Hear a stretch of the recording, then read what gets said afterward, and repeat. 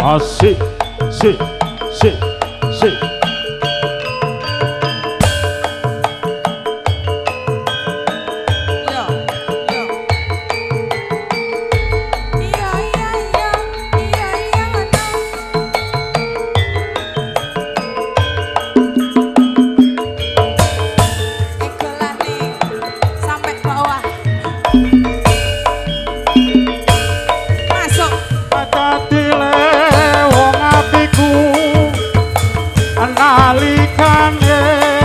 Sepisan ketemu moyo jas wong ayu dadi laku nggodho ati rinten siang dalu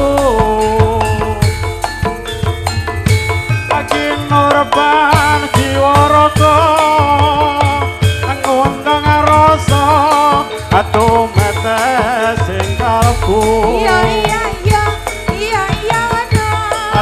ngoyai segoro ada tanah bisa ngeloloke hatimu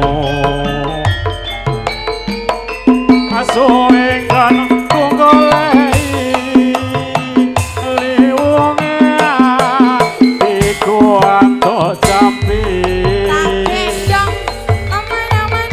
ada tio hati sawiji najan adoh tak parani jan penak tenang jas tuku dimpel matune ratu mringes sliramu adadya sianku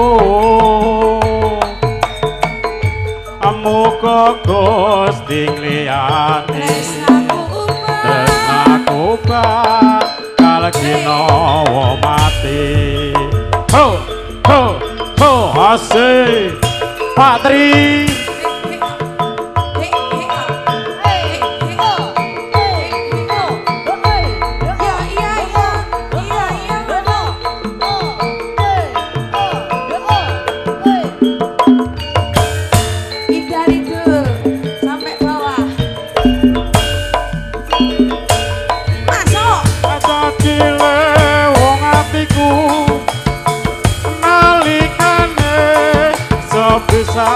ketemu buka sithik jas wong ayu dadi laku nggodho ati rinten siang dalu